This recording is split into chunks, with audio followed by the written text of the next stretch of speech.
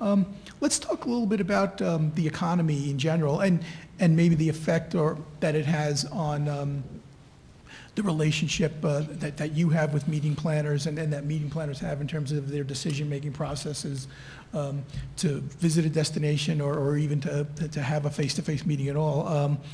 Right now, we are sort of on this sort of up and down kind of roller coaster ride with the economy. It seems to be gaining traction, then it isn't, then it'll do again. What does that instability? What effect does that instability have on this process of a company deciding to have a meeting and when they come to you, what are the planners telling you? Well, I right now I can speak for Mandalay Bay. We haven't really seen much of effect of it, and I think it's different than when we had the challenges a few years ago with the TARP money and the criticism on meetings and the bad media that was out there. I think in the past few years, as Mike mentioned, I think companies are realizing, look, it's still very important to have these face-to-face meetings, and there is some benefit to it, and there's certainly an ROI, and they're justified. So I think, and anybody else speak up, but I have not seen an effect on that. As normal business, if a company is not doing as well, they revisit and look at their future as far as budgeting for next year, and obviously programs may change a little bit, but certainly not seeing the devastating effect that we had a few years ago. I think you're seeing a lot more cautious optimism. The meeting planners are bullish on having their meetings. They want to have them, they're excited about them, and they've retooled their meetings based on what's happened to the economy. They can't have the same setups that they had years ago. So they're making changes, and those changes are thankfully paying off for them and for the hotel community by the increases that we are seeing here in Las Vegas. And as Brian mentioned, it really is just about looking at what their needs are, and if they have to adjust their program down because of economic conditions, we're prepared as hotels and as a community to respond to that. And to Gavin's point, they're asking for just a little bit more leeway with attrition and cancellation, and we're giving that. We are absolutely open to negotiating things that we haven't in the past. But to Brian's point, we haven't seen that either at Bellagio. It's definitely short term. It's definitely the 90, 120, 180, 240 days of booking. So we don't have these great programs booking 3 years out, at least for us. Although 13, to Danielle's point, is very strong. 12 is also solid. But we're making concessions to adapt to their requests. As a follow to Tara, New York is a different size property than a Mandalay Bay or a Bellagio or a Las Vegas Hilton. But we continue to have to show value as a destination and as a property to the group. Still very short-term booking window. Over half of my room nights still are booked within 90 days of arrival. So, not a good feeling for your stomach day to day, but they are coming back. Their budgets are becoming more and more positive. So just try to turn it as quick as we can and service it. And we haven't seen any of that concern either from our customers. And to the opposite of that, we see it trade shows specifically wanting to book further out, so into 15, 16. So they're asking for that, and I think trying to take advantage of the economic flexibility that we have today for those future years. And so that's something that we're seeing as a trend, specifically in the trade show market. And we've also, to Sandra's point, obviously with the trade shows as well, but we've seen corporate America, some of the larger programs, they're starting to book further out, obviously taking advantage of the opportunity, but they see it and they get it and they want to secure the dates further out. So we're seeing that where we weren't seeing that a few years ago. And I think the IT sector, and maybe Brian, you can speak a little bit further to that, but the IT sector seems to be the very strong sector wanting to book future years for these very large full facility programs at our facilities. Yeah. We're also seeing accounts, meetings, events that have been dormant as far back as 2006 that are coming back, and that's when you realize how quickly time does fly when you have something that was here in 2007 that we've been soliciting, and all of a sudden they're ready. So it's you look back, it's like, wow, time has flown and we're on to a new time period. Have we made the shift yet from a buyer's market to a seller's market? Or depends. is it still in transition? Where are we right now? Depends when you're asking. I think it depends. I mean, high season here, I Yes. think you're seeing the pendulum. It hasn't, I think, gone to a seller's market. I think it's equalized, definitely off-season, and they know when off-season is. It's still, you know, I want the best deal. This is what I know my business is worth, and this is my wish list. And not only do they want business concessions, but they want contractual concessions. And you have to make a decision based on what's right for them and what's right for the hotel and the shareholders. And so I don't think there's a yes or a no right now. I think it depends. Yeah, so many people always want to ask that. And my answer is the same good times and bad times. It's we have to understand what our customers want, understand how we're going to help them achieve their objectives, and put together an availability and a pricing package and a service package that helps meet all those needs, right?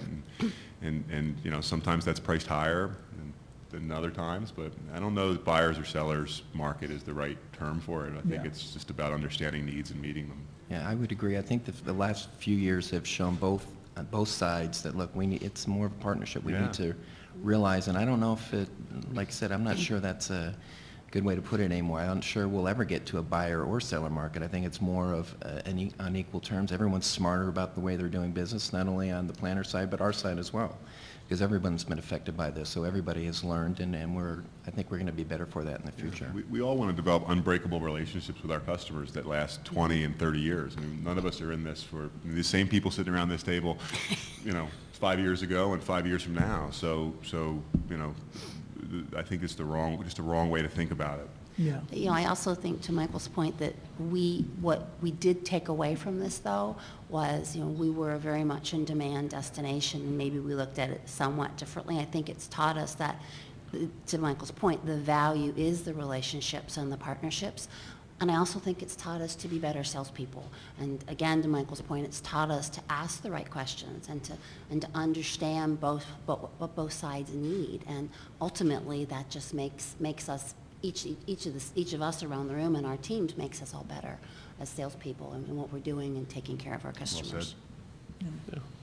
And what about the strategy of short-term bookings, which a lot of organizations, or most, have fallen into over the last few years?